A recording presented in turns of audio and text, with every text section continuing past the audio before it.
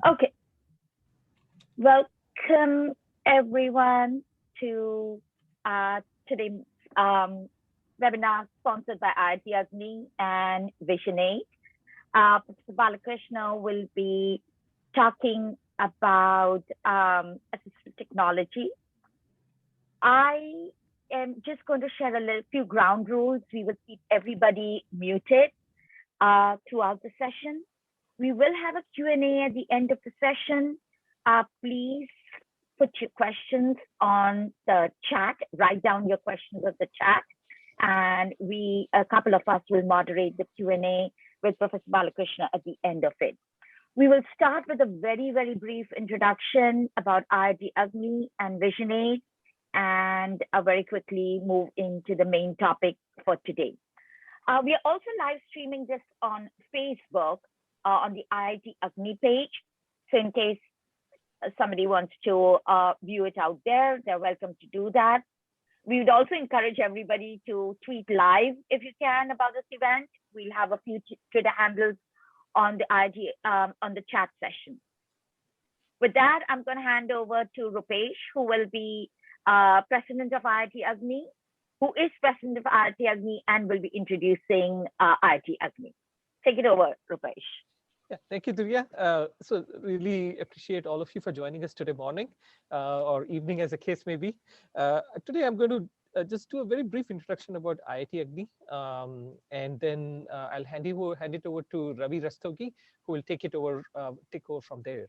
So the agenda for today is that I'll just talk about IIT Agni, and then after that we'll have Mr. Ramakrishna Raju, who's the founder of Vision8. He will talk about Vision8 for a few minutes. Mr. Purandang, who's the chairman of Vision8, will follow him. And then we'll hand it over to Professor Balakrishnan with a brief introduction. So as Durya said, after that we'll have after his presentation, we'll have about 15 minutes of Q&A, and then there'll be a wrap up. We may have a couple of other speakers there. So so really looking forward to today's session, and thank you to Professor Balakrishnan for joining us today. So with that, let me just quickly talk about IIT Agni. So what is IIT Agni? IIT Agni is the IIT Alumni Association in the New England area. This is an organization that has lots of active members with hundreds of members at present. In the Boston area or in New England area, we have like several thousand IIT alumni who are who are part of the technology scene here. They're part of the universities here like MIT and Harvard and Boston University, as well as the Route 128 Technology Corridor. So really good group of people here, and really excited and very high energy and very accomplished a bunch of people.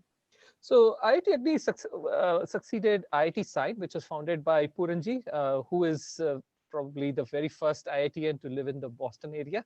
And so it was an active chapter. And then in 2016, there was a Pan-IIT conference that was held in Boston.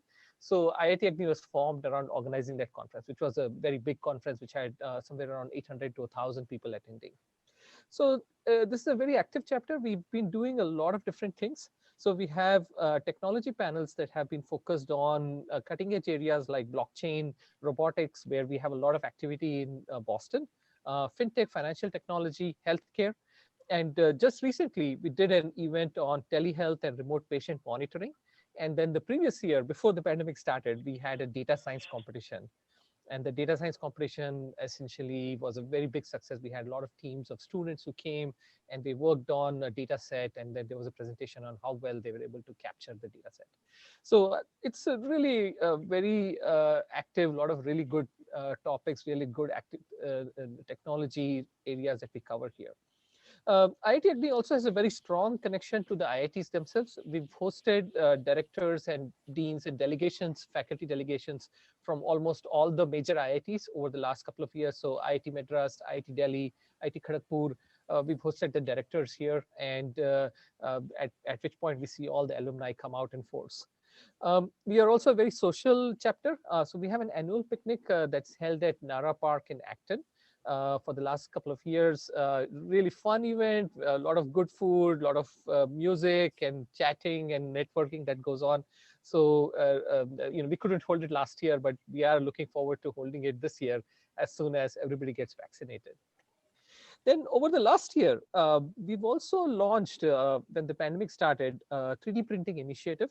We now own about a dozen 3D printers. Actually, we bought 3D printers and we use those 3D printers to print PPEs for healthcare workers, that is doctors and nurses in the hospitals and clinics around this area. And now that we own the 3D printers, we are starting an initiative which is called E-Enable, where we will be printing prosthetic hands. So this is being led by Vivek Badami, whom you'll hear from later on during the Q&A presentation. So we welcome all of you to visit the IIT Agni website, and we have a Facebook page, we have a Twitter handle, and we also have Instagram. So we are socially very active. So with this, again, I welcome you to this event. Really looking forward to it and very excited. I will now hand over to Ravi Rastogi, who will take us the rest of the day. Okay. Thank you, Rupesh, and welcome everybody to this webinar. Now, I would request Ramakrishna Raju, founder of Vision8, to talk briefly about the organization. Ram, you are on. You can share your screen now.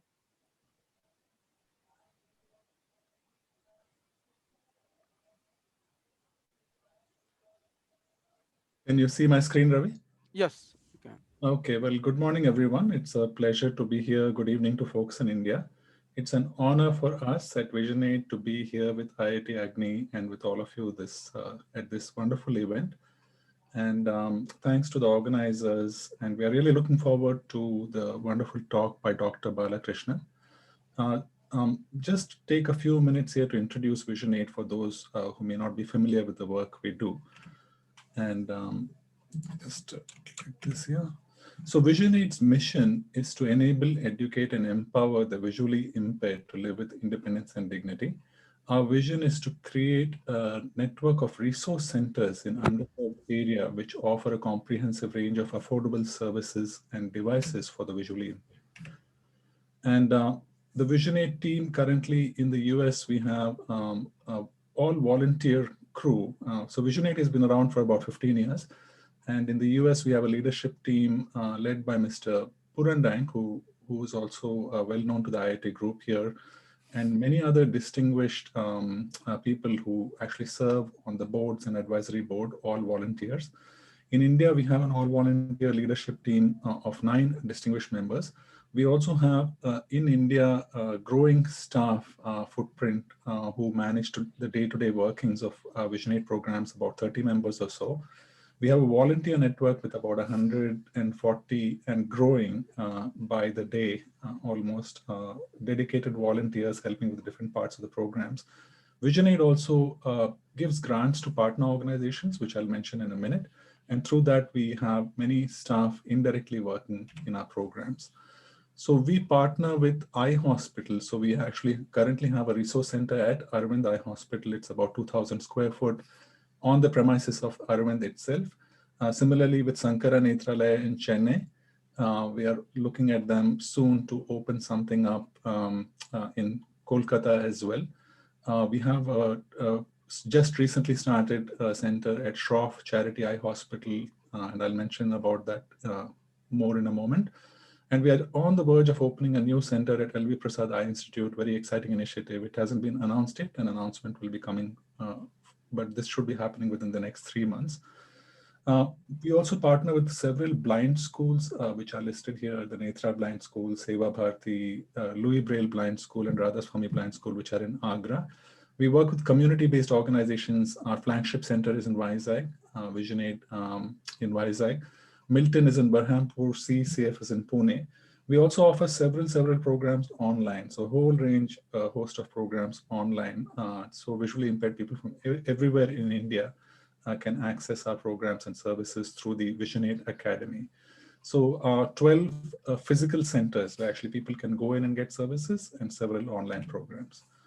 All the programs of Vision8 are encapsulated within this model. I'll just spend a couple of minutes talking about this model. So the Vision8 model has 16 elements. It begins with element number 1, functional vision and early intervention. We start working with children as young as 6 months old infants. and then kind of start working with visually impaired children through our centers. We also have comprehensive low vision services for adults. Assistive aids and devices, VisionAid itself has pioneered several devices. You can see a brochure on the website. If you go to the VisionAid website and look on the top of the website, VisionAid at a glance, you'll find many there. We also work with any device in the market. So we're grateful to Dr. Balakrishnan and his crew, and we'll be hearing a lot about that. That's one of our very popular devices at VisionAid centers. So we also look for those kind of devices. We are currently working on a very exciting initiative to be announced soon related to AI and machine learning incorporation into devices. So that will be coming out in 2021. Orientation and mobility teaches people how to navigate and walk safely and be mobile independently. Computer training, we offer computer training at 4 levels, starting from a 1-week program to a 6-month diploma program. Mobile technologies teaches people how to use mobile technologies for a whole host of functions. Under special skills, which is number 7, there's a whole sub range of programs. There's too many to list here. This includes teaching Python programming. So we've been teaching people coding skills, people who are blind and vision impaired, coding skills. And we recently, Ravi, in fact, Rastogi is one of the leads for that program at VisionAid. Grateful to him. A whole network of volunteers who actually help to mentor visually impaired students how to write code. So that's one of the special skills. Another one is digital accessibility testing. So we actually opened this past year a digital accessibility testing center. And through that, we actually do test both training as well as testing for customers. We have received 2 US contracts from companies which have actually hired our students to do accessibility testing for them. Braille training program is an important part of the portfolio for people who don't know Braille or who want a refresher or want to use latest technology. So the emphasis there is again on application of modern technologies to Braille, not just teaching Braille. Livelihood and placement assistance through a range of programs, including a 6-month residential program focused on teaching people how to compete for banking and government sector exams. Life skills teaches people, just activities of daily living, whether it's a housewife cooking in a safe kitchen. We have safe kitchens in many of our centers. Spoken English programs, again, very successful, very popular online program. We've had several batches, and there's a video on the website. You can actually see the dramatic improvements of visually impaired students who have gone through these spoken English programs. Counseling and referrals, people come with many disabilities, sometimes multiple disabilities. So we work with them, if they need mental health referrals or if they need other disabilities. We actually work with the Perkins School for the Blind, which is based here in Boston. And currently we partner with them to help children with multiple disabilities. Advocacy and outreach. So this is a big, important component. We actually work not only with the visually impaired, but with the community at large, trying to advocate and do outreach and make the communities around the vision impaired more inclusive for visually impaired, as important as giving training to the visually impaired. Training and professional development, as our network of centers keeps expanding every year, very important component is just training our own staff and kind of staff and partner organizations with the latest and greatest. There's a fast moving field, constant development. So we also invest in research and development and host a whole range of conferences and participate in conference and events. So again, sorry if I went very quickly there. That was just a very quick bird's eye view. I want to just wrap this up in a couple of minutes. So a few IITians I want to call out who are involved very closely with VisionAid. Mr. Purandang is the first who received the first Distinguished Service Award. Doesn't need any introduction to most IITians. He's also the chairman of VisionAid. We're very grateful for all the work he does. As Rupesh mentioned, he's also the founder of IIT Sine, which actually was the predecessor of IIT Agni. My father, Mr. M.S. Raju, distinguished alumnus IIT Kharagpur. He, after post-retirement, has volunteered his whole life with VisionAid. He's the founder chairman of VisionAid, now heading into retirement, but still mentally very much involved and gives us guidance. Mr. Ram Gupta, alumnus of IIT Delhi, is a distinguished donor on the advisory board of VisionAid. We are grateful to him that he has actually made a very significant contribution in the honor of his father, Mr. Lakshman Das Gupta, and opened a new center for us at Shroff, Delhi last year. Because of the pandemic, things have been slowed down, but this year things are going to pick up. We'll be seeing a lot of activity in Delhi. Ranjani and Anil Sehgal, distinguished alumnus from IIT Bombay, and they opened a center in Pune in the honor of their father, Dr. R.S. Iyer, who was also an IIT professor in IIT Bombay. Dr. Amar Sani lives here in Boston, entrepreneur and a distinguished alumnus from Delhi. He's also a significant contributor and donor. Several IITians volunteer with VisionAid. Ravi Rastogi is director on our board of directors, and he also leads our Python program. Giri Lingamala also kind of helps us with our Python program and mentors students in the area of Python, and several others. I mean, it's just too many to name here. I'm grateful to each and every one. I just mentioned Rupesh Mathur as well. He's always been friendly, so thank you, Rupesh, for being involved with VisionAid as a supporter, donor, and well-wisher, and many others in IIT Agni. Once again, too many to name here, but just grateful to each and every one. And I'll mention one name here, not an IITian, but from BITS Pilani, because I noticed that Dr. Balakrishnan is from BITS Pilani. The Palakurti family, Prashant Palakurti and Anuradha Palakurti from BITS Pilani. And this announcement is still forthcoming, but very, very exciting announcement. A new center coming up in Hyderabad with L.V. Prasada Institute. So once again, whether there are people from IIT or other great universities, we are grateful to the support of all these wonderful individuals who are coming forward to work with us and help us, whether it's through donations or volunteering their time or just contributing their ideas. So, I'll close. This is my closing slide. How can IITians help to engage? Rupesh and Ravi had suggested I just present this. So one area which would really benefit us is basically help our visually impaired students find employment. Employment within the disability sector has abysmally low numbers. And within disabilities, vision impairment is the lowest. It's very, very hard for visually impaired people to find jobs. So within your companies, a lot of IITians are successful in their careers. They hold high management positions.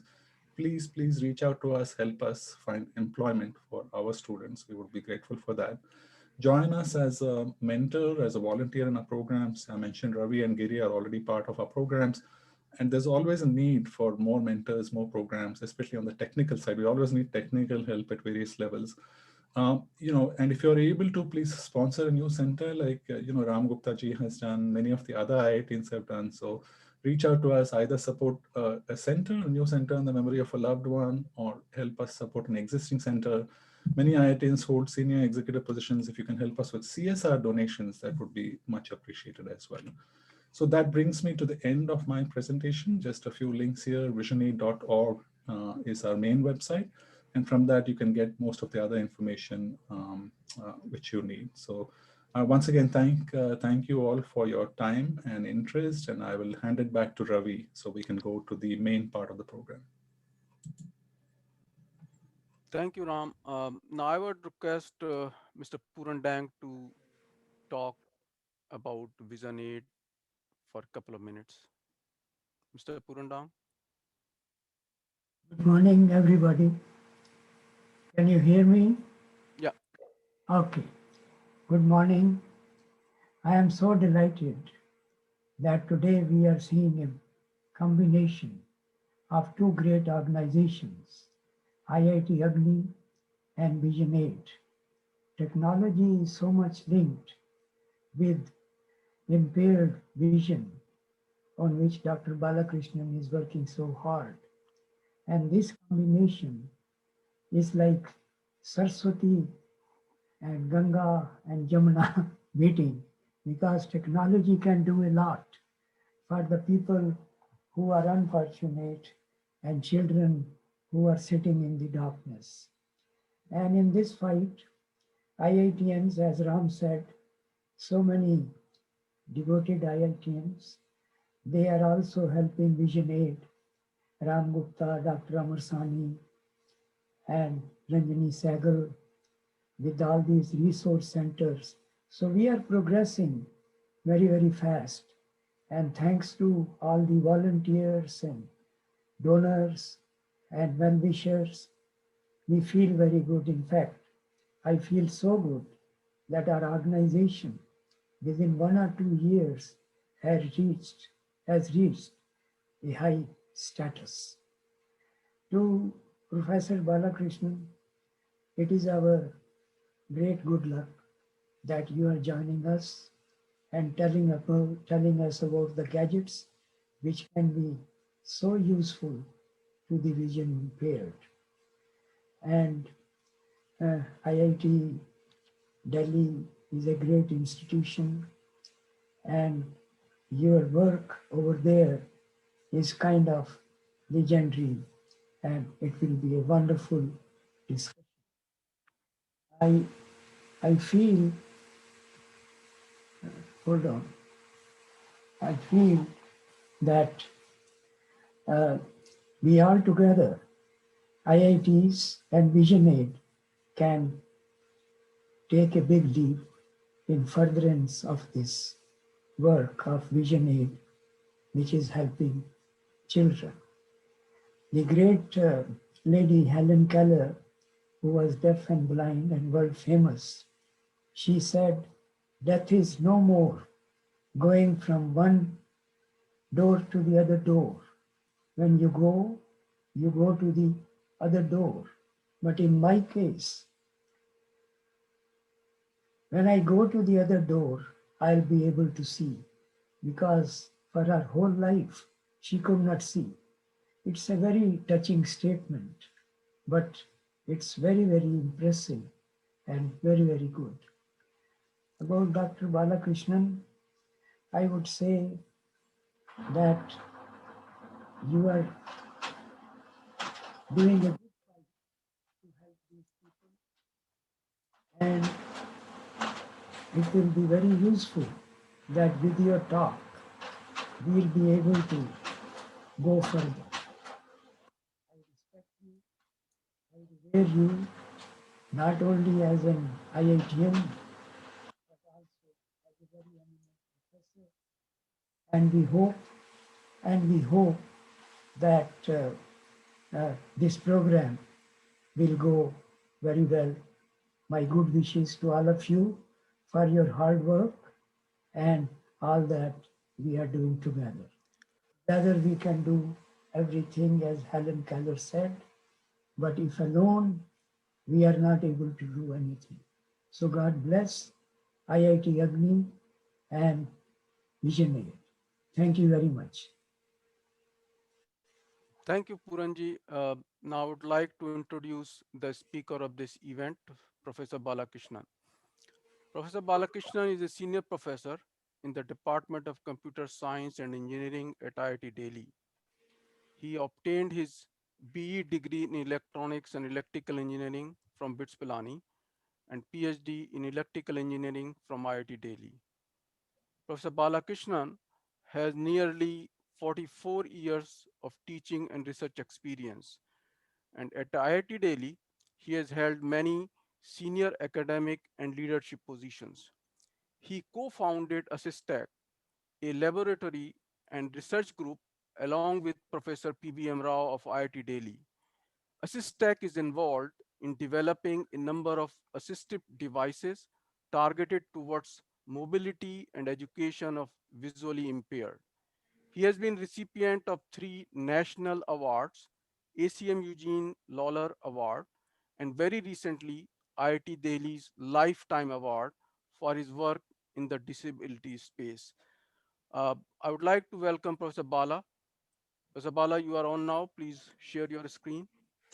Thank you.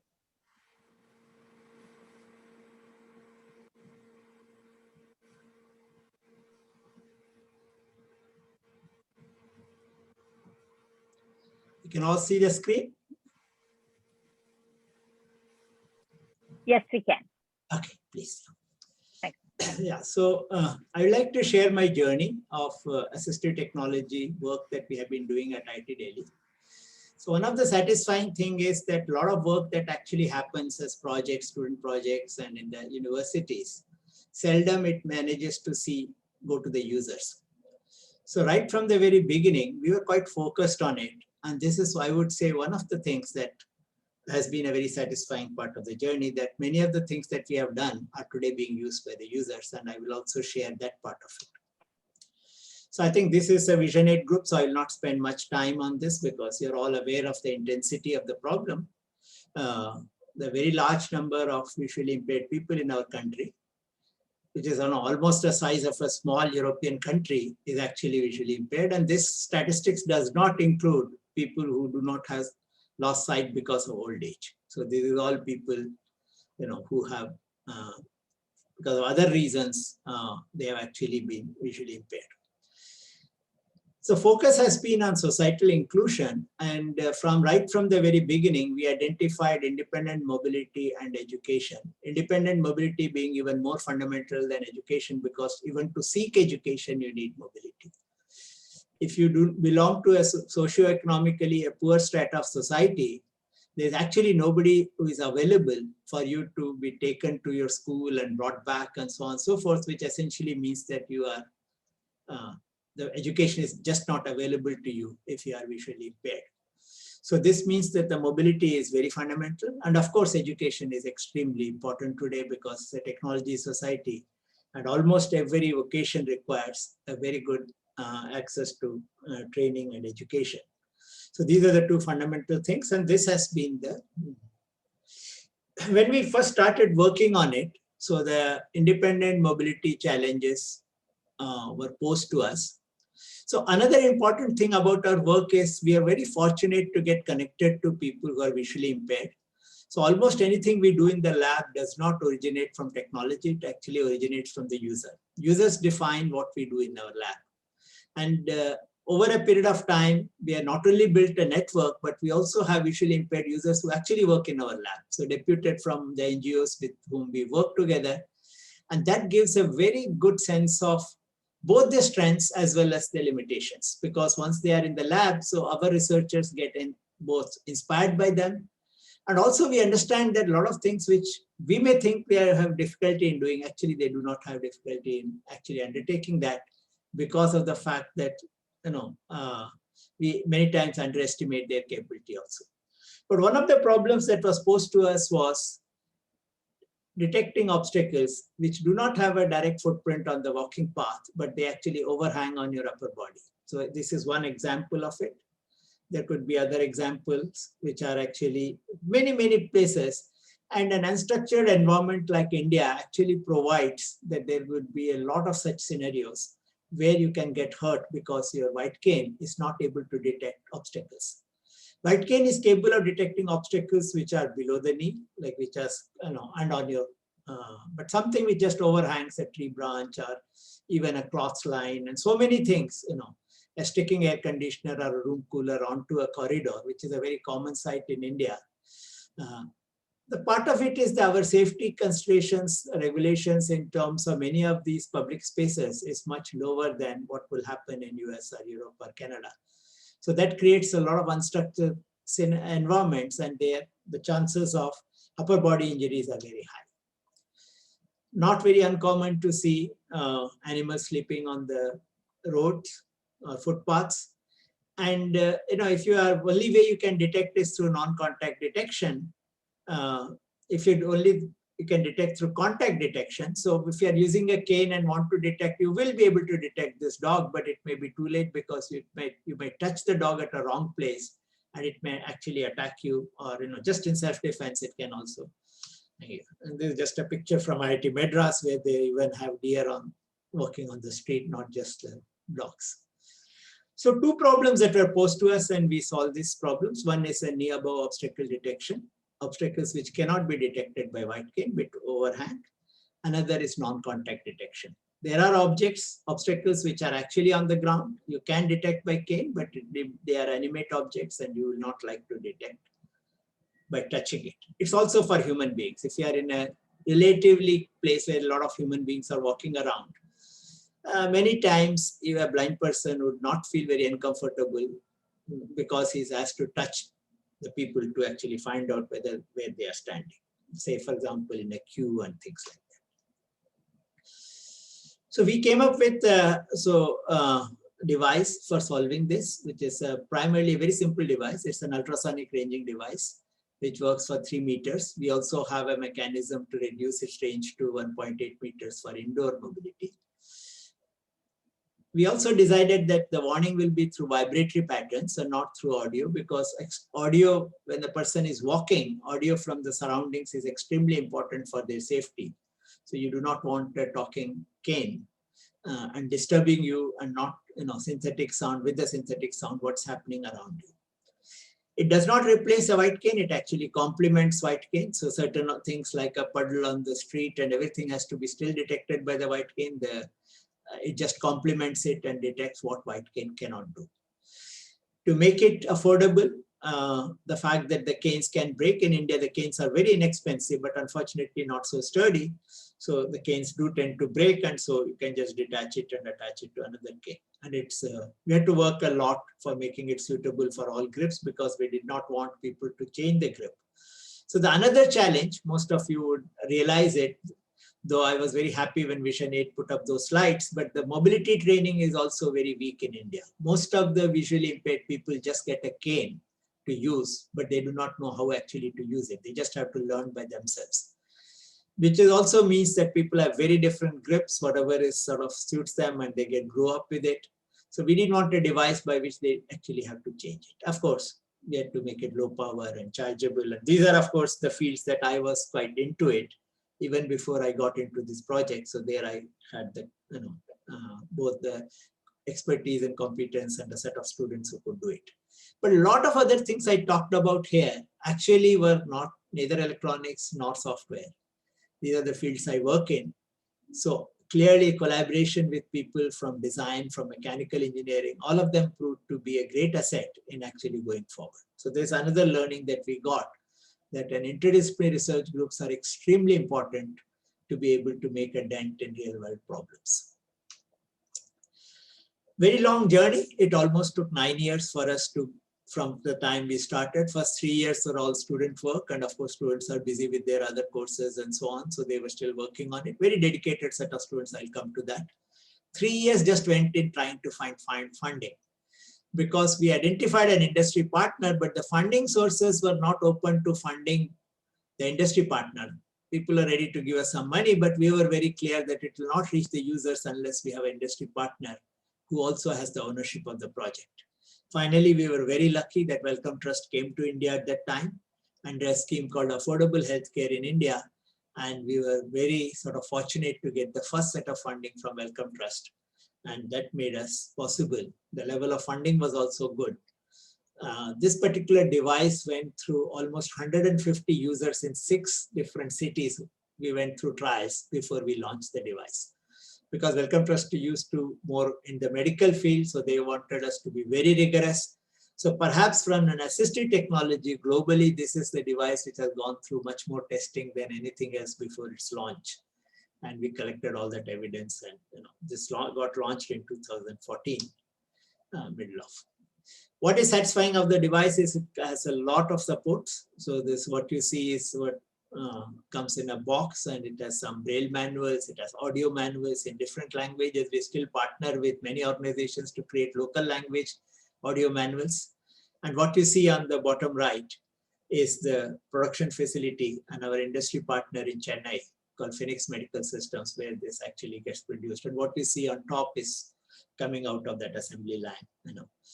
So from starting from a lab, reaching this stage where things actually come out of an assembly line has been a very, both a lot of learning, but also a very satisfying experience. When we started, we didn't actually find any device in the market which was doing it, but later on we realized that there was a lull period. A device had actually come out of UK, which was called SmartCane. And SmartCane was at that time selling at 680 pounds a device. And it was so expensive that even in Western countries, I found that there are very few users of it. Of course, the environment is more structured. You do not find many of those obstacles, that type of obstacles, but non-contact detection is still important globally for blind people, primarily because they don't want to touch the other persons who are around them. But we launched the device at 3,500 rupees, and that was a very big change maker. So we could actually cut down the price. So it's basically, we feel that in some ways our device is superior in the sense it's more easy to learn and use. Of course, they had a little bit more functionality, but that functionality perhaps was not. But the fact that the vibrations were to be sensed by actually touching the buttons, which meant that people actually also have to change their grip. So, so what we find is so primarily, and they were selling a very small quantity every year, even globally. Whereas, we do around 10 to 12, 15,000 devices per year, even within India. And now slowly it's also reaching other countries. Recently, Bangladesh has purchased a large number of our devices and so on. Let me switch gear and talk about the other mobility problem that we looked at. So one thing you will notice is that the problems that we try to attack are very, very local. We want to look at problems which makes mobility for visually impaired in countries like India, low-income countries, very difficult because of the unstructured infrastructure that we have. So this is a bus stand in Delhi, and you can see the number of bus routes that actually come to one bus stand. And I can tell you, I have not chosen the stand with the largest number of routes. There are many more stops which have even more number of routes. How do we find the route number? This is a global problem. But there's also another problem which is not a global problem. Buses do not always come to the bay and stop so that the person can just walk around and get into the entry door of the bus. The buses could stop anywhere, also because of multiple buses, also because of slow-moving vehicles, vendors, and even crowds on the bus stop. So what we did was we did a video shooting of people getting onto the bus. And what we found was, if you want to cover something like 95% of the boardings of passengers, you have to account for 25 meters of walking. Not every time you have to walk 25 meters, sometimes maybe 3 meters, 4 meters, 5 meters. But if you have to cover most of the boardings by passengers, because the buses could stop on the second lane, could stop behind, could even stop in front, and you had to walk and cross. And this particular part of the journey is extremely difficult and risky because many people will be walking towards the bus, and if the person doesn't know where the entry door of the bus is, how do I locate what direction he or she moves towards? Because you cannot take a cane and then wave it and try to find where the entry door is. It's a very, very risky part of the journey. So it's unlike a situation, a very structured situation where the bus comes to the stop, so you have to only walk. So here only the route number is a challenge, but now with the modern technologies, passenger information systems, the route number challenge is getting addressed. But the challenge of getting the entry door still remains. So we came up with a globally unique solution to solve this problem. So it's a device, we call it OnBoard. It has a two-part solution. One is a small device which a user carries, almost like, even smaller or lighter than mobile. It's like more like a remote of your TV. So this particular device has only two buttons. One is a query button. The person can hear the bus approaching the bus stop, one or more buses approaching. It presses he presses the query button, and the buses respond on the RF link by giving their route numbers. We implement a small slotted network protocol. All the bus route numbers are collected on this device and spoken one by one for the user. So the user can select, if the route number is of interest to the user, then the user can select the route number. In this case, for example, 501 has been selected. And once the person makes a selection, by pressing the select button, that's the only other button on it. So this triggers a voice output from the speaker, and this voice output actually becomes an auditory cue for the person to locate the door. This speaker is fixed on the bus just next to the entry door of the bus. In India, most cities will allow the disabled passengers to enter from the front door, where other passengers are expected to enter from the rear door. So the person can walk towards this and do this. So this is a two-part device. This is not to scale, but this is a bus unit which goes onto the bus. And what you see on the left is the user unit. This is used by the user with just very simple operation, a query and select.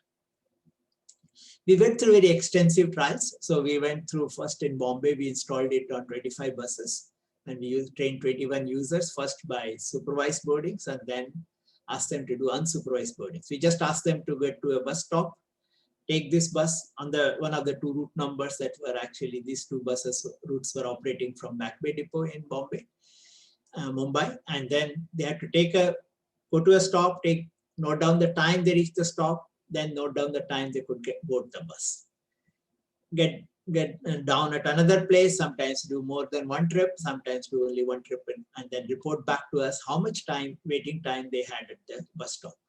If the waiting time was less than the frequency of the stop, that frequency of the route, that means that they could catch the first bus. And if it was more than the frequency of the route, that means they missed one bus and they maybe got the second bus and so on. We found a 94% success in people to catch the first bus in 350 unsupervised boardings by 21 users. So this experiment was repeated in Delhi on what we call as DMTS buses, which are the orange cluster buses in Delhi, and both these places. So we have a proven technology. It's a globally unique and now patented technology. But we are still, I'll come back to this, we are still struggling to get funding to be able to install it on a citywide. And we finally want to go towards a regulatory requirement that will be the, finally that's how it will happen, like all, to make the buses inclusive, the government has to make it, but till that time, but we need an evidence on a much larger scale than 25 buses. Because in this case, the users who are using this, they were all users working for us in the sense that we asked them to do this.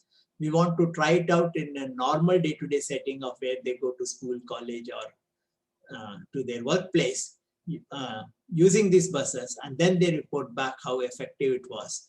And only then it is also fair on us to ask for a regulatory requirement, because there's going to be a huge investment that will come. So this is actually regarding the mobility. Now I talk about a couple of projects that we have done in the education space. Of course, already Vision 8, because this is a group again, is much more aware of it. So we all know that Braille is a very popular script, 240 languages, globally used. All Indian languages have a Braille as a script to be able to access.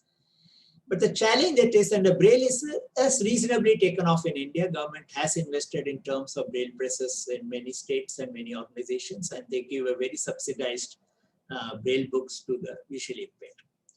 But once we are working on the SmartCane and we were traveling and looking at facilities, looking at organizations, both in London as well as in US, what we found was the amount of material that is available to the visually impaired in these countries is enormous. In India, what was missing was the diagrams were completely missing from any of the material that was being given.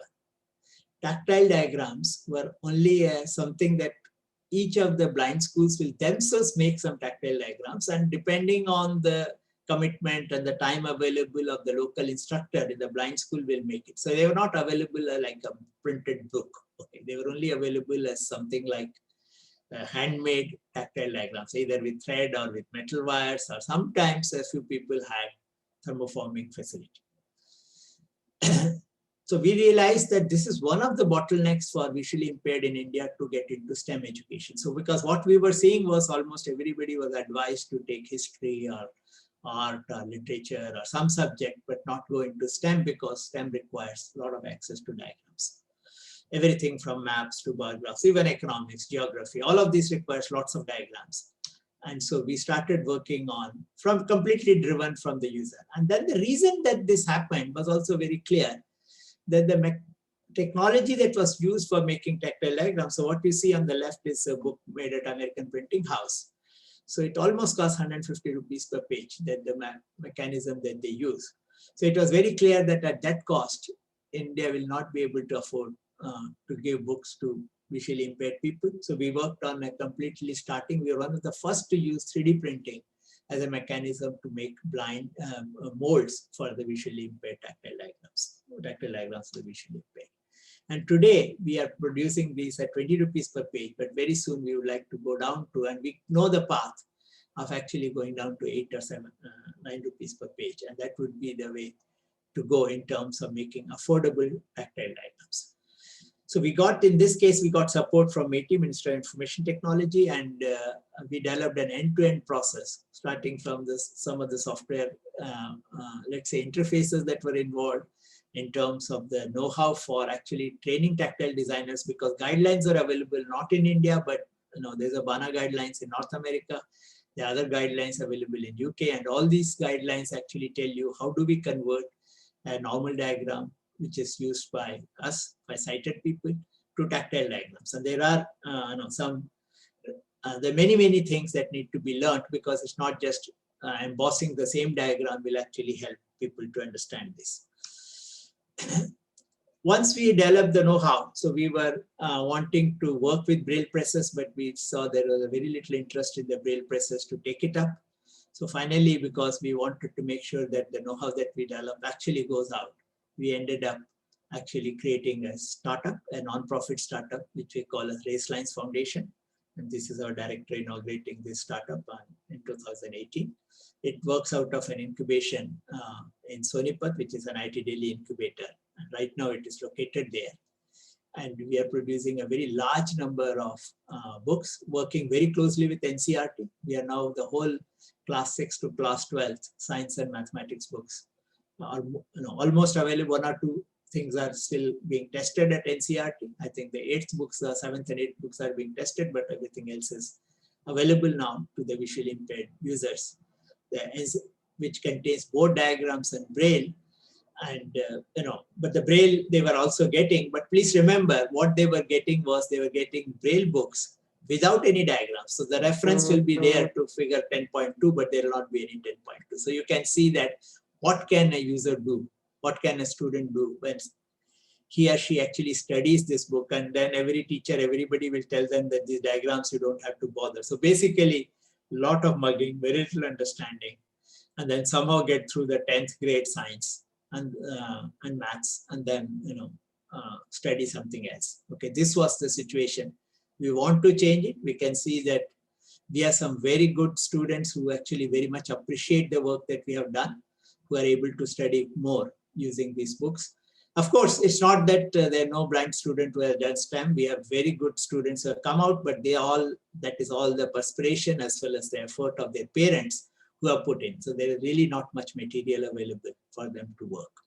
But in some cases, we have seen that a lot of success because the family has made sure that they understand what is not available to them. But today we have a lot of such titles that are coming out of it.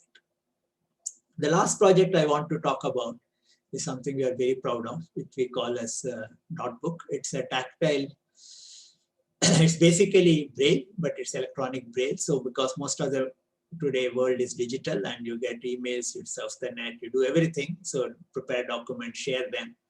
How do we do all of it when you are using braille? So if in India it was mainly printed braille.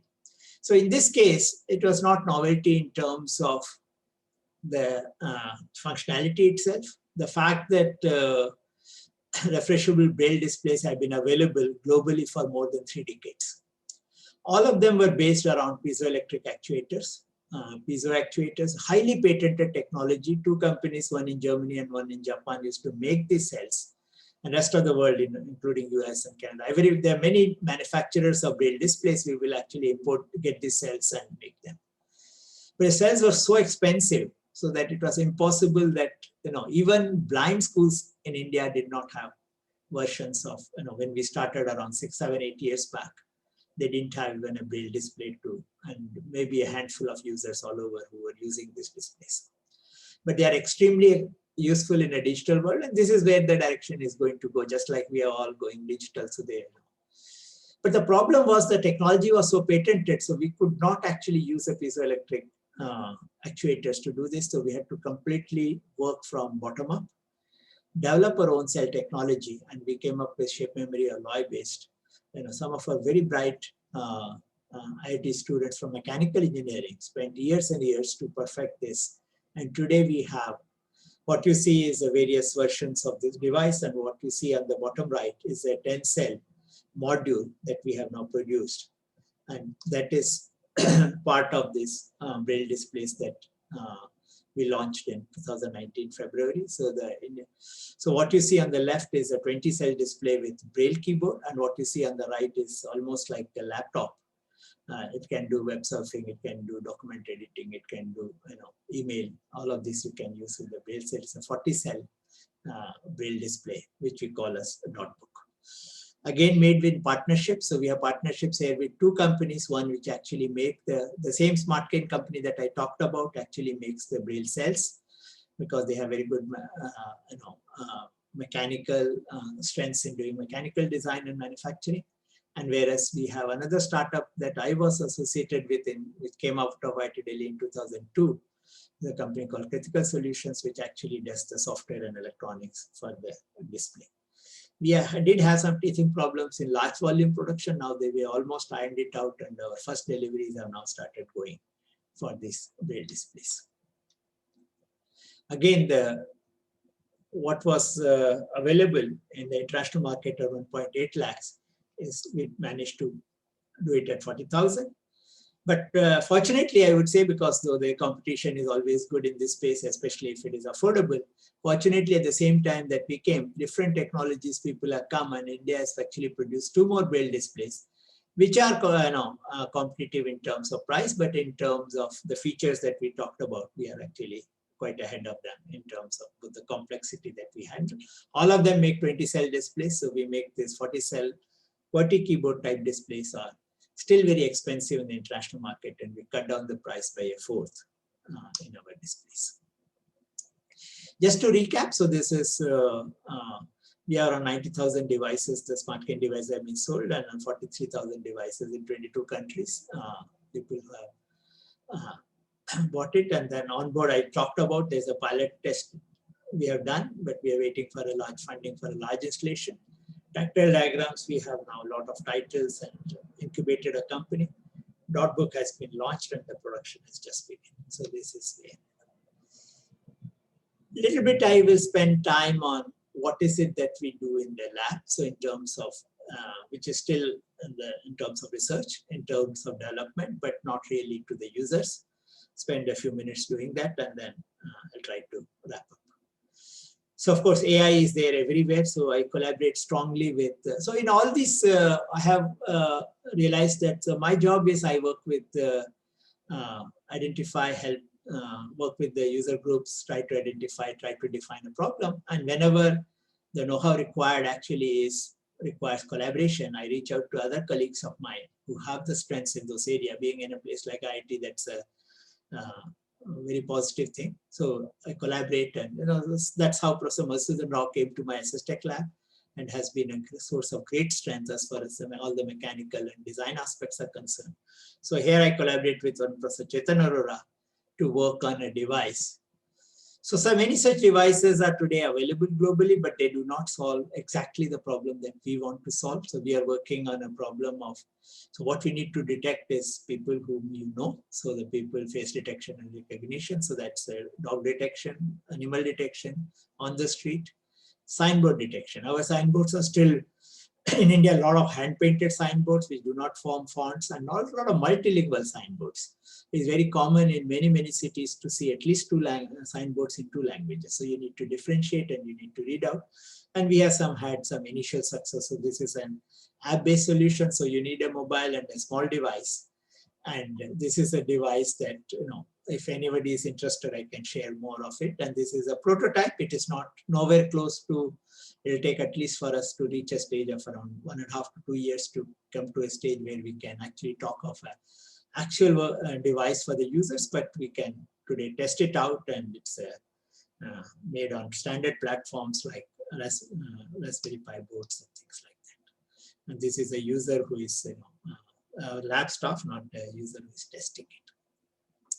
The other interesting project we are working on is we have a lot of legacy material. Actually, all the textbooks from many states are available in an open library, digital library you can download. And if you actually were sighted, it's very easy to use them. Unfortunately, these are all legacy fonts. They don't work with any of the screen readers. So these PDFs are, many of them are images. Equations definitely don't work. Tables don't work. So we are designing a completely converter, which actually uses a lot of public open source tools, but we do a lot of our own coding to be able to actually recognize these PDF documents and make them into a form so that it's accessible on the screen readers. Okay, so convert them into EPUB or HTML so that they can actually be accessible. And this is a project that is ongoing. We have had some initial success, and we are hoping that the first version we should be able to launch in 2 to 3 months, where users can come and actually give their documents and get it converted. So the modern something which is, let's say, PDF generated today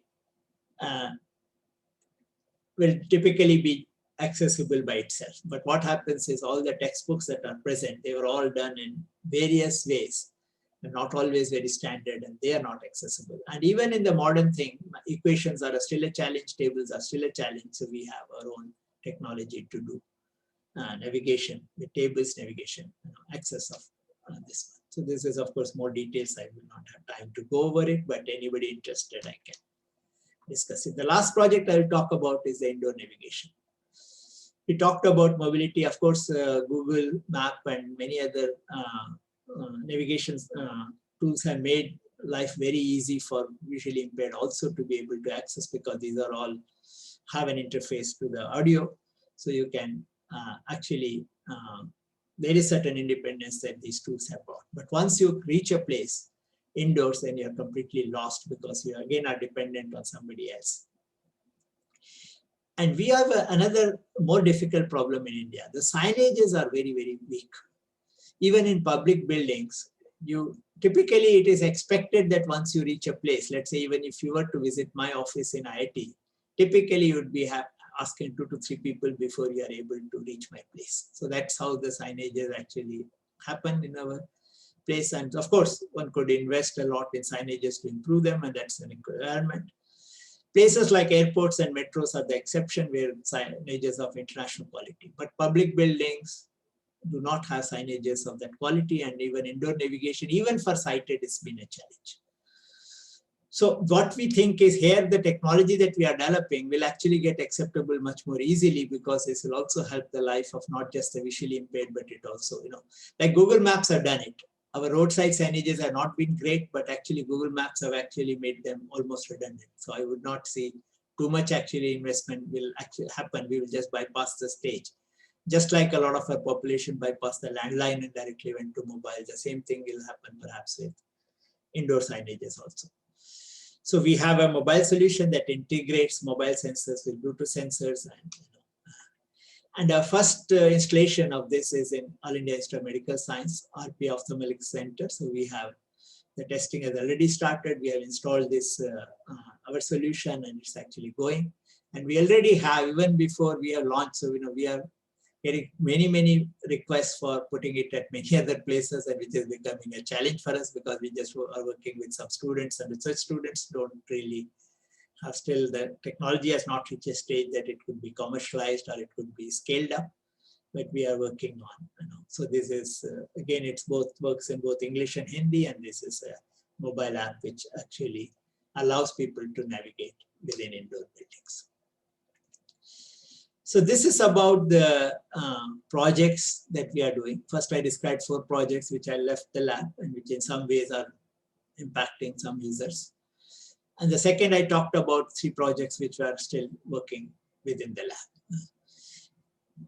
In terms of assistive technology, the opportunities for innovation in India is very good, primarily because of the fact that our environment requires innovative solutions. So we will not be able to rely on solutions which are always imported, for 2 reasons. One of them, many times they do not address our own problems. Second reason, that they are too expensive and they're just not affordable in Indian conditions. So both of them, and we need solutions that are extreme affordability. So we can't say that I cut down the price by 10%, 20%, and it's not like a commercial competition. It needs to be 3, 4, 5 times to be lower, and that's a big challenge. But on the other hand, the fact that we have large volumes, it's unfortunate that we have so many visually impaired, but from the point of view of scalability, and both electronics and software actually works well in cost reduction if you can scale in terms of numbers, because both of them are very technologies that are amenable for scaling. High volume requirements means that we could scale and we could produce devices which are, so that means that we need to innovate, we need to find our own solutions, and we need to produce them and scale to be able to. Some of the challenges that we have faced is there are no organized marketplace. So, so there are big, when we travel abroad, we see that European countries have very, very strong centralized agencies which actually have a record of almost every visually impaired person in their country. We do not have such databases. We do not have even the, in places like US, there are very big, vendors which deal with, people like MaxiAid and all. We deal with large number of, they have outlets and they have places where they are actually showing their devices and they have those connects. So both of them are missing in India. In India, what is a typical solution is that you have these NGOs, which are located in each of these cities and towns. And these people are connected to, a small number of people are connected to these NGOs, and they're very, very local. So first, even to reach that, so large number of NGOs, and then to be very clear that they are not fly-by-night operators, because many of these NGOs are not genuine. Of course, some extremely sincere and people who are devoted their life also exist. And but because of the resources, they are connected to not to a very large number of VI people in their own community. So this is a challenge. How do we reach out to people is also, and the training infrastructure is extremely weak. And another major challenge is that the need is high, but the user is not who pays. So very often we have to either go through government or through charities, and which makes it more complex, because not only we have to find the solution, but we also have to find the funds to be able to give it to those users. So this is, it is not just a question of technology development and transfer and production, but also a question of how do we actually reach out to either to the government, in the case when the government is willing to support, or to the larger community which has some interest in this space. And scaling that is also so even if you have good solutions, so if we create a startup, so survival of the startup is a very big problem, because government, we know that they have their policies are fickle, they changes, and throughout the year there may not be any order, but in the month of February they want you to produce a large number of devices because it's the end of the financial year. So all types of situations we face when we work in this space and when we are dependent on the government to work. So if you have a startup and young people who are actually trying to make a life out of it, it's going to be a very, very hard challenge. So these are the type of challenges in assistive technology space. Even with a good solution, is hard to meet. And the social sector is dominated by charity and empathy, and commercial activity is not very well looked upon. So you have to create solutions which organizations which are very at the outset, and that is difficult to attract young people to join them, because they have to commit to doing something. At our age, at my age, I can say that, okay, this is the time for me to give back. But, you want to take a young technologist, a young scientist at the age of 25, and how do we say that? So in this particular process, we created a huge network of centers all over the country. So we're connected to at least 45 NGOs across the country, who have, especially from our SmartCane project, and now they are aware of what the other work that we do. And this is something, So whatever I presented, obviously, is work done by a large number of people. But these are the 6-7 people I would like to specifically mention. Dipendra Manocha is he heads Section Trust. Some of you may know, in Vision 8 may know him. He is a person who has been an inspiration behind, so he was the one that I've been in touch for almost more than 15 years. And he first came to the lab with his own challenges. And we have worked very closely in almost all the devices. So Saksham is a very key partner for us. Rohan was an early student. Today is a colleague of mine, is a faculty, but even as an undergraduate student, he has been absolutely committed to not only making the project happen, but to go. Went and did his Ph.D. at Oxford as a Rhodes Scholar, but came back as a postdoc to make sure that we are able to get the SmartCane out of the lab to the users. Professor Madhusudan Rao already mentioned a couple of times. He's from mechanical engineering, but very important in terms of all our activities in design and mechanical. And he's also a very good innovator and inspires a lot of students across the country in the space of innovation. Shashi is a managing director of Phoenix Medical Systems and our very valued partner. And his commitment was required to get to the stage that we have, both in terms of the SmartCane and the braille display device. Pulkit and Suman, two young researchers, who put their heart and mind and everything to be able to get to the notebook. It's a very complex piece of hardware and software. Piyush came to me for doing a PhD, but ended up giving his life to visually impaired. And today is my lab manager and very key to a lot of our activities in our group. What started with undergraduate projects So we did the other way. Typically, universities would do research and then try to find users. So we started the other way. We started with users and we tried to work on and get involved the undergraduate students to do design and development. And then slowly moved on to do research. So today we have had actually 2 of these students have graduated. So Piyush worked on, perhaps he has trained more number of visually impaired in mobility than perhaps anybody else globally, I believe, because been going around and, but in this process, he has a very good feel of what works and what doesn't work. Richa worked on tactile graphics, making them more effective. So I think we will be able to contribute our own inputs to the guidelines, into the modern technology. Akashdeep is himself visually impaired and today is working on accessing mathematics by visually impaired, and then Vikas works on indoor localization and navigation that I talked about at the end. Before I end the talk, I'll make a little pitch for some of the projects that we have. Okay, so the I talked about Race Lines Foundation. It is a non-profit startup, and we give books to blind organizations. So here, Vision 8 people are there. If you have blind schools, people who need these books, please, we can. And we are looking for funding to support this, and we have some matching funding available. So we already have a matching funding of around rupees 20 lakhs. So if we can get 20 lakhs more, so that's how that funding conditions are. We have to raise 50% ourselves. So we'll be able to give books worth 40 lakhs to many of the schools or blind schools or people who are interested in these books. We are doing a first major launch of 200 dot books, and we are, so both dot book. So dot book costs around 75,000 to 80,000 depending on the configuration and everything. But another, both training as well as dissemination and so on. So we are looking at raising around $1,250 per dot book, so that we can reach out to 200 students.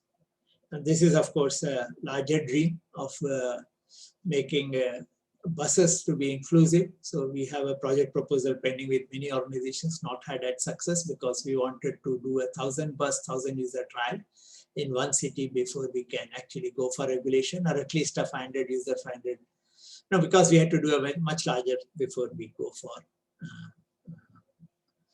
regulation. So that is still a project that is on. And, if any of you know any organization or any person who would be willing to work with us in any of these projects, please welcome and get back to me. So ASSISTECH, 2022 now looks harder. That was the earlier target that we put in 2017, but maybe by 2025, we will be able to reach a million, touch a million lives. Thank you. Thank you, Professor Balakrishnan. It's a very inspiring, touching talk. Now I would hand over it to Vivek Badami and Duriya for moderating the Q&A session. Vivek, Duriya. Yep. Hello, Professor Bala. That was a really fantastic talk. We have a few questions here that have been streaming in. The one specific question before we get to those I had for you is, you listed a lot of challenges in getting this technology scaled up, and I understand them. I was wondering how difficult or a hurdle, big hurdle IP protection is. You mentioned a lot of Western organizations have a lot of technology, but is this sort of protected from implementation by the rest of the world? Certain things we found, actually the major challenge we found only when we were doing the braille display. So even in case of a SmartCane, we had a little bit of a problem, but I would not say too much, because we were able to show what differences, because the people who were making the UltraCane, they were following us. They were even, refusing to sell us a device. Even somebody who we asked to sell, because they realized that we are going to bring out a device which will be a fraction of a cost, but they never posed any IP challenge there. But in case of a braille display, it was a big challenge, because it would have been easy for us to replicate the piezoelectric actuators at the much smaller price. But then it was so many patents and there's so much of market involved, we ended up developing, and that did take a lot of time and effort to do that. So tactile diagrams, of course, there is no problem because it's our own know-how and it's a fairly open sort of a know-how. So it's not very difficult. So once you make it, there's not much challenge from outside. It can only be from inside because the costs are so low that they won't even want to venture into it because, so if you're selling a device. So I will tell you one. So we had some talks with distributors in US, but they just didn't want to accept it at this price. They said, these are the margins that we talk about. And if you say the only way we can accept it is you pull down the price from your website. I said, oh, we can't do that. Because if you actually put this price of 3,500 rupees on your website, how can we sell it? Okay. So we have had situations where our people have gone to US with some 8-10 devices and they literally had to run away from a conference site because they were all sold there. People wanted to buy this at this price. No, we don't know whether it works or not. We will go home and see whether it works or not. You just give it to us because there's nothing available there for these prices. So sometimes when you want to export, the low price could also be a challenge, so because of the margins that this company is offering. But otherwise, I think that has not been the big issue, except in case of, as I said, notebook. But we are also quite open about it because I know that our SmartCane has been copied and copied badly. But the point is, at the end of it, our intent is that the user should get devices at affordable prices. So we are not too much bothered about, it's not that only we have to make it. There's nothing about it. We went into this space only because people don't have devices. If there are other people come in competition and make it. We need to protect our manufacturer because if he is investing time and money, he has to get something out of it. That is the only. Okay. I know we have a few folks on the line who are raising their hands. So please go ahead, Duriya. How do we? Right. So Vivek, why don't you start with one of the written questions? We already had a couple of written questions, and I'll unmute the next person. Sure. Professor Bala, one of the questions we got from one of the gentlemen on the call is the technology that, is there a technology to be able to read PDF files on the web, a handwritten scan PDF file and communicate it somehow? Is there a technology that exists? Yes, there are technologies available which goes through OCR. But handwritten text, depending on now these days with some training of handwritten text, its OCRs are doing very well. So those type of technologies are available. Even on mobile, it's available. There is actually Indian startup also which is trying to do this, and it has some success. But I think globally also there are companies trying it. Primarily, you marry an OCR with the So you see, electronically generated PDF text only is not a challenge. But if the original thing was generated in unstructured, you see, previously printers used all types of special printing software. Those things are going today, but that's how the printing industry was. And those are all not, the fonts are not compatible and nothing gets read, even the text part. Other challenge is how to have the inserted maths. So if the people have used LaTeX type of maths, then it's some of the screen readers work. But maths have also been, people have actually inserted images as maths. That's how most of the textbooks have been made. So the whole equation has been written somewhere and taken an image, cut and paste into a publisher software. And those are completely unreadable. So, so because our focus is STEM education, so we want to make maths and tables to be accessible. And that is a major part of the challenge that we are addressing. Right. There's a hand raised there. Yes, so Rizvi, please go ahead. Thank you. Professor Balakrishnan, this is Ali Rizvi. I also serve at Vision 8 with many wonderful people here. And you had a very inspiring talk. My question to you, sir, is you talked about, I think the biggest challenge that you're facing currently is funding for these projects, because they would be actually serving many more people right now, what you've done in the past. In India, the CSR concept of providing funding, can that be a source for your kind of work in India itself? Yes, sure. See, now that, I would say, fortunately, like there is some recognition for our lab. So I don't have too much problem in getting funding for my R&D. Okay, that has become much better now because of the recognitions I have got, as well as the, I've been in the field for a long time. IT brand also helps. So I have 2 major Wellcome Trust funding. So normally even people in health sector getting 1 Wellcome Trust funding is considered good. So funding is has been a less of a challenge for my R&D work, but the funding for actually getting the devices into the hands of a user is a big challenge. No, you get out of the, like for example, tactile books, as I told you.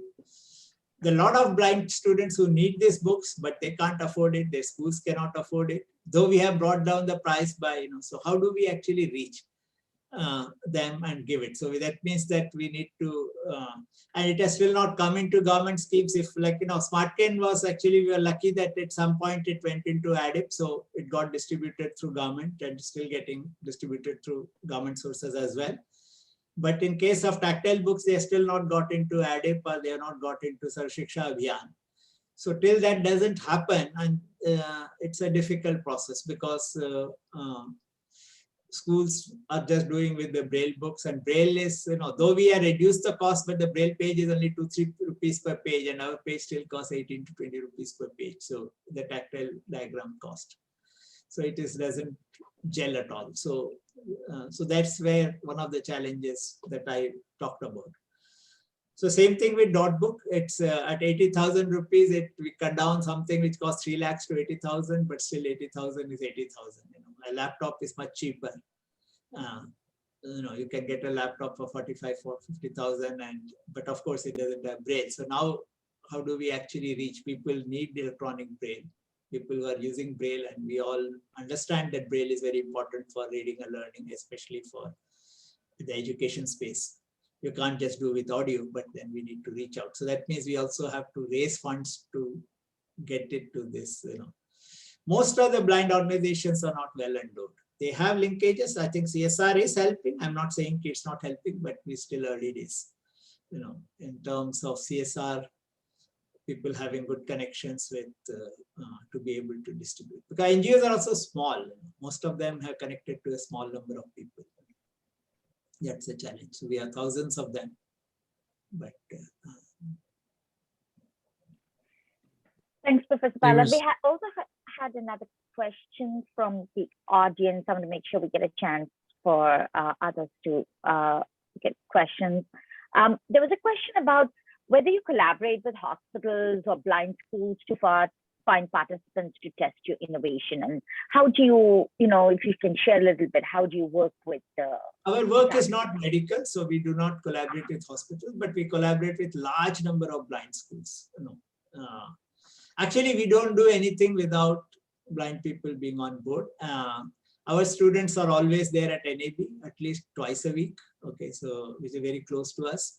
But that is not, NAB is not the only school. We, at least in Delhi, we have worked with at least 5-6 different blind schools, and regularly work with Saksham Daksh, and we work with many schools. And for example, we are very closely connected with XRCVC. Some of you may know in Bombay, in Xavier's Research Center for Visually Challenged. And Sam Thoroporwala is one of the, I would say, again, one of the inspiring figures in our country, blind person who works in this field and disseminates. So we work with them. We also work with Mitra Jyoti at Bangalore. So we have worked with a number of institutions, and we continue linkages with them in this space. So blind schools are very central. Even books, everything gets tested there. Everything, so before we do anything. So because users are absolutely important. We understand this now very well, that we don't do anything without the users. Great, great. I think we have Venkat who would like to ask a question. Go ahead, Venkat.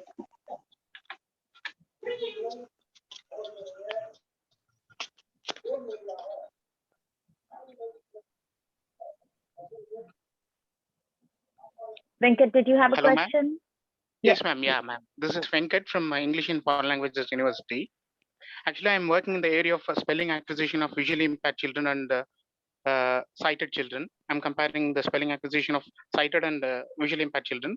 What I would like to know is that I have trouble in reading tables and diagrams in the research articles that I'm going through, and phonetic symbols especially. Is there any way for this to read phonetic symbols?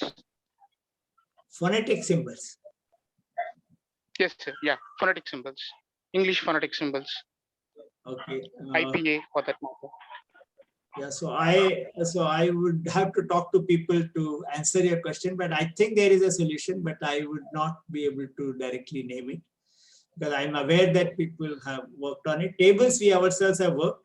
So if you look at the NVDA releases, actually it is our contribution to NVDA on the table accessibility. So one of the releases is from our group. So table accessibility we have worked, and we also incorporating table accessibility in the work that we are doing right now. So Thank are you, you a JAWS user or an NVDA user? Earlier I was a JAWS user. Now I'm using NVDA. So you are Right not now I'm getting using it. NVDA. Okay. So I think we can take it offline. You can write to me, and I can put you both in touch with people who Sure, can sir. answer Sure, sir. the Sir, one more question can I ask? Sure. Sure, go ahead. Yeah. Will I be able to get any scholarly assistance for visually impaired literature, because I'm not getting more materials on the area that I'm working on? Very few people in India they are doing. In India, because of lack of advanced braille system, children are facing a lot of problems in spelling. For example, I never encountered spelling since my childhood because I used human readers. After that, I used only now I'm able to access because of JAWS and NVDA. So because of that, I have a lot of spelling problem. So is there any scholarly assistance for this from this foundation or from your side? So I am at a university, and ours is more of a research group. So we take up, so. Sure, sir. Thank you.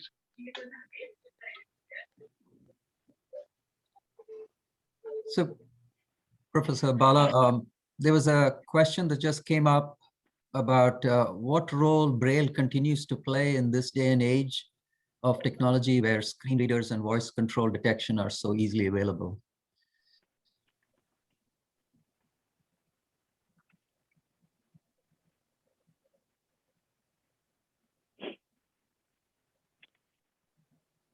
Vivek, I'm not sure if we lost Professor Bala's I missed some part of it. Was there a question here? Oh, okay.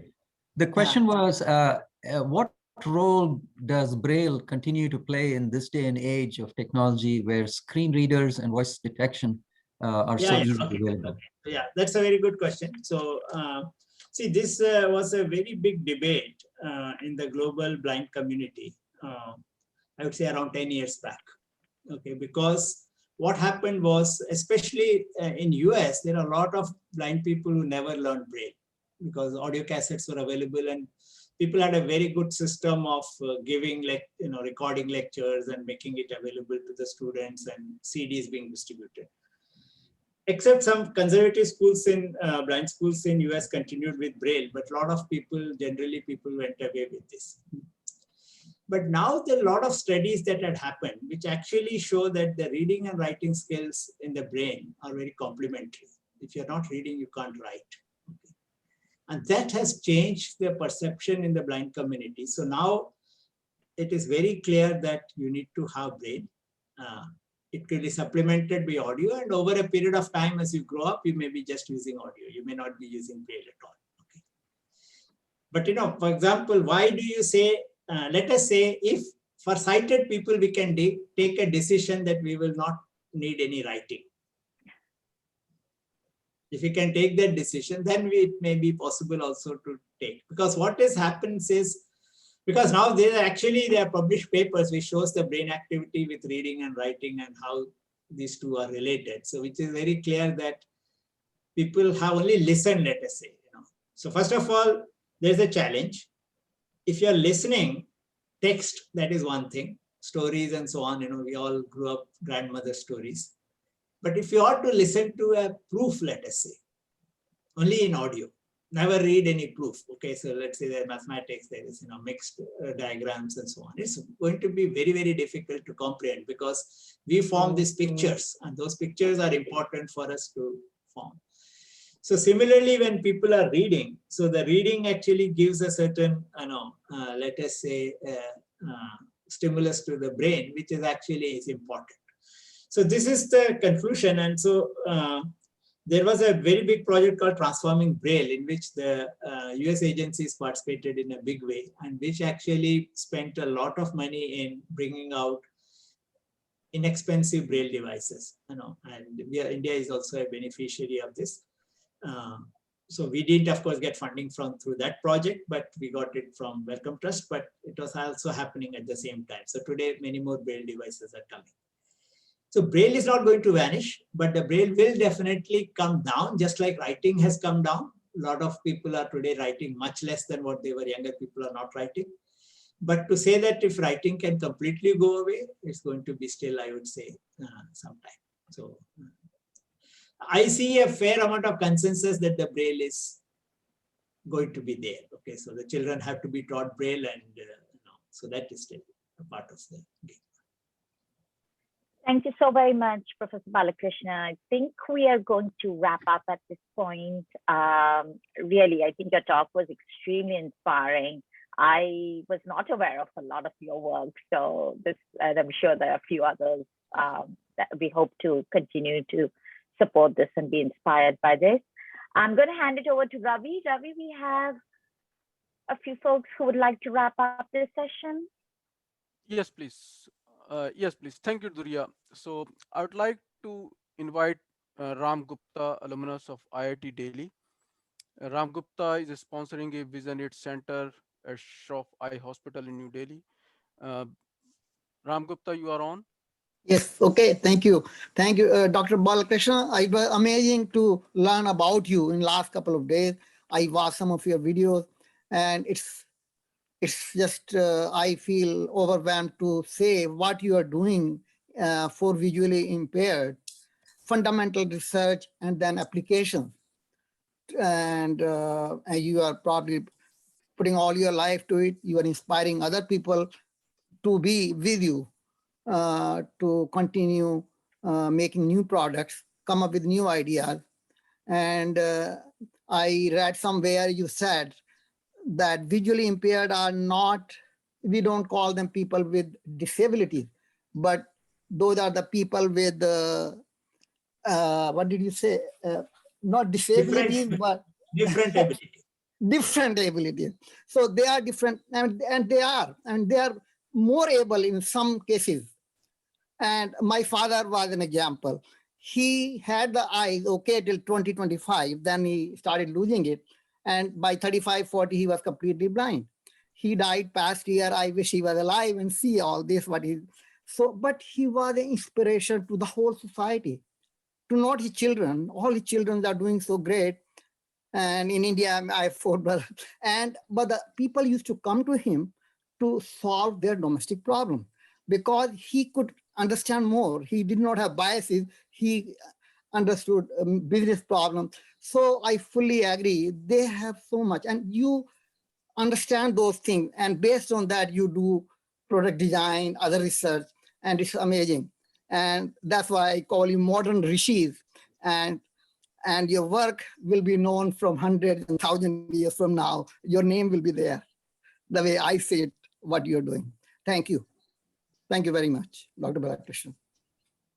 And I passed out in 70 years. Thank you. Thank you, Ram. Very nice comments. Now, I would like to invite Mr. Raju from Vizag. He's a distinguished alumnus of IIT Kharagpur and the founder of Vision 8 India. Mr. Raju? Can you hear me? Yes, we can. Yes, we can. I'm MS Raju. Today, I'm doubly proud. One is because MR Raju, who has founded the organization in America, is my son, so is my family. And Professor Balakrishnan belongs to the brand IIT, where I'm equally proud. So there is a saying in India saying that do not make frog jumps in front of Hanuman. So I don't want to tell what we have done because it's nothing compared to Professor Balakrishnan and his team. At the same time, we have been having devices as only a part of our program. But the device is important. I learned quite some time ago that the link between the disabled person and the person who is trying to, can say, give alleviation. Without a device, the connection is lost. We have spent a lot of time in evaluation, and people are very dissatisfied because we are not able to make a magic intervention and remove the disability. So they go back unsatisfied, however much we try with the refraction and all sorts of things. So, but you put a device in their hand, they will come back to us and we can go to them and devise the very good connection between the disabled person and the people who are like us who try to do that. And thirdly, which I wanted to say is, we've also been in making devices, a very small number. In fact, we are going by the IR route, not the ultrasound route, because IR route is mainly used for, we use it for indoor navigation. In fact, I spent some time in anyway, Karnataka. I found people there in a room, they are trying to avoid collision with somebody else. They're putting their hands like this and say side, side, side, and moving around. So I spent in the company of those blind people that there is a need for indoor navigation also. In some places like theaters and houses and all that, kitchens and all that, you can't take a device, a wonderful device called smartphone, which belongs to Professor Balakrishnan's department. Smartphone, I'm an admirer of smartphone, SmartCane, cane, and in fact, we have given many of it to our people. But at the same time, we have promoted our own things. One is called a WAND. WAND looks like this. It is an indoor navigation device. And we made, for a ladies, we made a different one called haptic torch design. It looks like this, like a cell phone. It is of the size, and with this, we can take a person can do indoor navigation. We set it for a collision distance of 1.3 meters, because below that the person is safe, and above that, below that the person is unsafe, and above that is quite safe. So these things are doing very well, and we have not been doing many of these devices, maybe 1,000 distributed, because we have, myself and Ram, we believe that a complete free device is totally ignored. It is kept in the one corner of Almira, but if a person spends some money, he takes a lot of good care. So they come back to us and say, not working, so something. So we never give anything free. In fact, except the education. Education we give free totally, but devices are always charged because they set a price to it and keep it very safely. So anything more I cannot say. Once again, I say I'm very proud to be of the same brand as Professor Balakrishnan. Though I'm very much out of touch, and I belong to 1952-56 batch. So yeah, that means first, and I was born in the first half of last century. So you could please excuse my ignorance of many of the things which you mentioned, but we do follow your thing. It is a place where people look forward to. And lastly, I say something. There is a lot of talk about India having a large number of blind people. But now imagine this, for every 2 blind persons in India, we have 98 persons with sight. So where is the problem? So secondly, we say that vision impairment cannot be cured, but then, and it will be endured. We don't believe it, because vision impairment is not the problem. The person's ability is the problem. So myself and Ram, we try to make them able. We cannot make them see. So, but only people like Balakrishnan, ultimately one of these days, so make them see. Thank you very much, and I'm very delighted to be in this group. Thank you very much, Mr. Raju. It was very nice. Now I would request Puran Dang to introduce Mr. Partha Ghosh for a couple of minutes. Thank you. Mr. Puranji.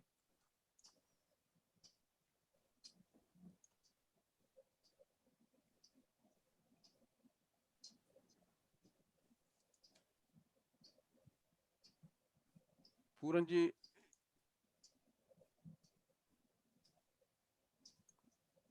Puranji, you should be able to unmute yourself now. Okay. Can you hear me? Yes, yeah, we can.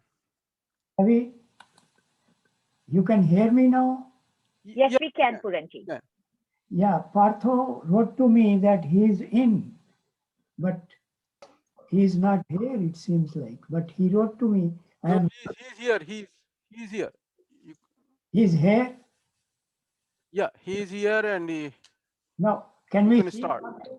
Can we see Partho on the screen? Yeah, I'm there. Oh, yeah, Partho. Yeah. Good afternoon, my dear friends. It's my great pleasure to introduce my dear friend and from IIT Kharagpur, youngest graduate of IITs, a bright man, international speaker, and a great man. He worked in McKinsey for his whole life before he started this professorship at MIT. He is teaching at MIT and Tufts, and he is also chairman and founder of Boston Pledge, which is a humanitarian society to help the poor in India. So, I cannot say too much about Partho. I have so much respect and love for him, and he considers me as his brother. Now I will ask Partho to say a few words of wisdom. Please. Puran, thank you very much. And thanks to Dr. Balakrishnan, thanks to the whole group. We have heard a tremendous amount of intellectual, spiritual ferment this morning in Boston and evening, perhaps those who heard from India. I'm particularly very impressed with the quality of the discussion. And I would like to touch on some spiritual points, because much of these activities, we get inspiration from spirituality more than intellectuality, or as you called earlier, maybe we do not want to talk about disability. When I often have to think big or think something which I cannot solve easily, with my eyes open, I close my eyes. And so when I close my eyes, I get great ideas. As Mr. Gupta, you were talking about your father. So I think one of the challenges I personally like to see we work on, the people who are unfortunately do not have the normal vision, but they have this deeper vision where they may not see the way you and I see, but they see something which we do not see with the eyes closed or with the vision impaired. I think that is something that I think we should try to work on. How to make such individuals become a significant member of our society.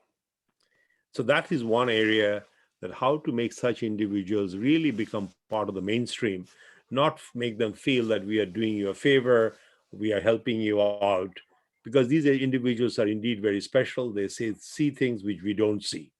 And that's something we have to respect. That's one point came to my mind. The second point, I think, as a member of the Boston Pledge, which Mr. Dang is also very much a part of, we would like to work with you. We would like to work with you in 3 different ways. One would be to ensure that some of the experiments that you are doing, that we could help you to expand those experiments. Because that's very important. See, that's one thing we do not do well in India. Because to be honest with you, over the last 30 years, I have come across such great ideas, but somehow they stay in the lab, they kind of die in the lab. But how to make it companies like Alibaba? Alibaba had such a humble beginning, but China has learned that lesson.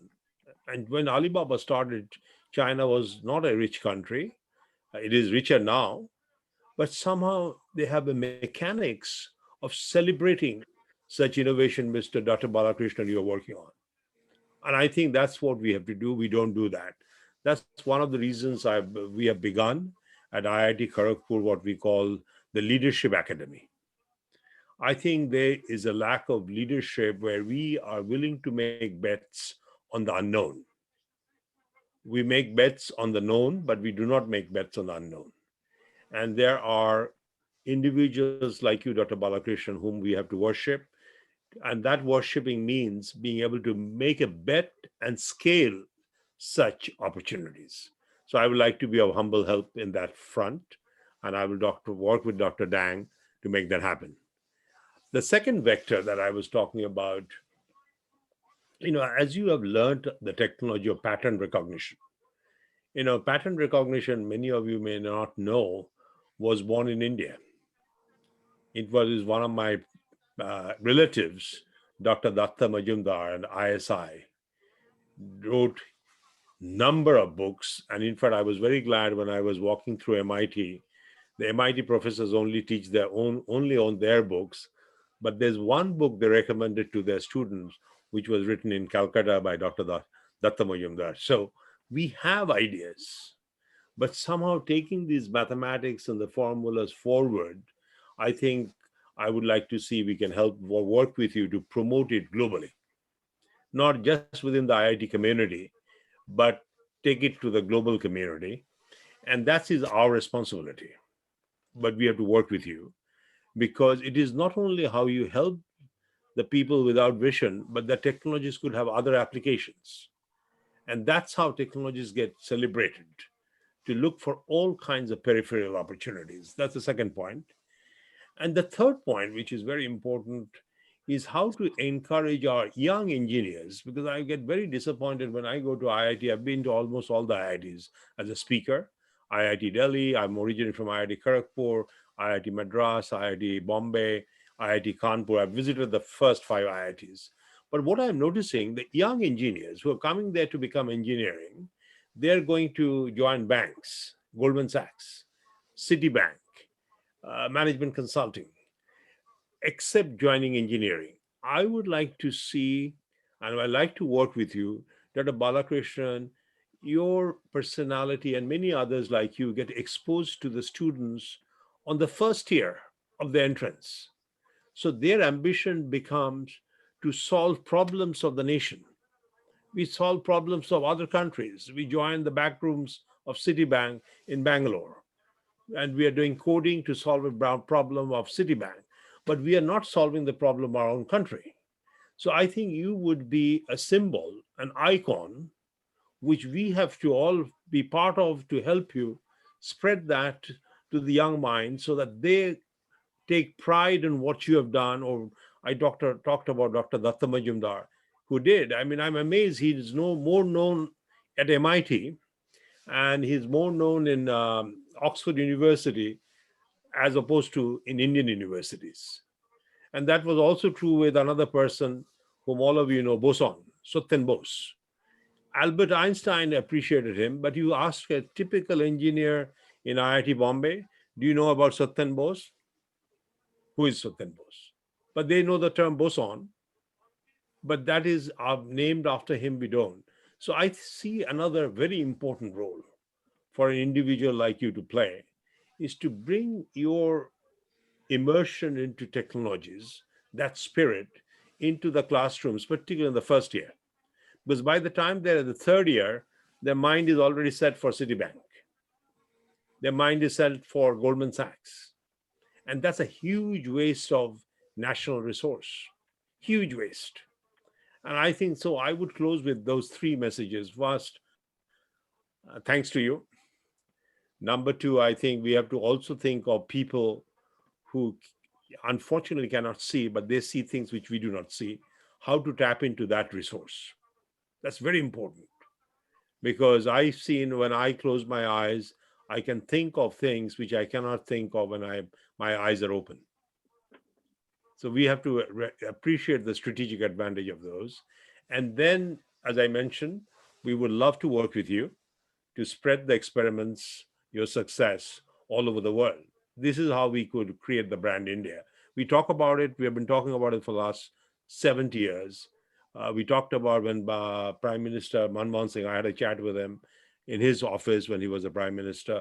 Partha, we have to build brand India. But we say that, but then the next step is, what does that really mean? And it means a conference like this, which was organized, and then taking action.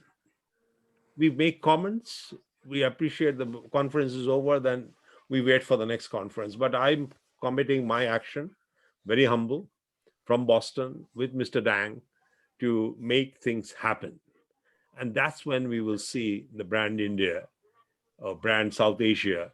I had a conference last month where I talked about South Asia because, I look at Pakistan and Bangladesh and Sri Lanka, part of the whole socioeconomic construct of what developed in the foothills of Himalayas, all the way from the Himalayas down to Sri Lanka.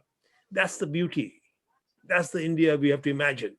That's the South Asia we have to imagine. And that's where, when we close our eyes, we can see that. So with that, I would like to thank Puran for giving me this opportunity. I spoke from my heart. And again, salute to engineering that you are doing, but we have to take that engineering to the students who are 16 years old. That's not happening. That's not happening, unfortunately. Thank you, Partho. Thank you, Partho. It's wonderful. Some great ideas. And I thank you very much. And we'll take your help in various ways. Before I quit, Professor Balakrishnan's talk was so good, and it was supplemented by Partha Ghosh. I wrote a couple of lines, and I'll just take 1 minute. We respect and admire you for helping the deprived with all your might. Innocent children are sitting in the darkness with eyes but no light. Your love and devotion is a fresh breeze of relentless fight. Innocent children will see the world heavenly and bright. Thank you, Dr. Bala, Professor Bala, and thank you, Partho, two great minds. I salute you both. Thank you. Thank you very much. Sorry. Yeah, go ahead, Durya. Yeah, just want to wrap up. Thank you very much, everybody, for joining this. Many thanks to Professor Balakrishnan and to all those who spoke also. We will be posting this recording in a couple of days on IIT Agni YouTube channel and also posting it on our website. And I really hope that some of the points raised here, we can continue to see some continued engagement and action. And IIT Agni, I think, would love to partner on this and really move this forward along with Vision 8 on some of the initiatives that were mentioned out here. So thank you very much, everybody, for joining this morning. Thank you. Thank you, Professor Balakrishna, and thank you, everybody who participated in this event. Thank you. Thank you, everyone. Thanks. Bye. Thanks. Dr. Bye. Balakrishnan.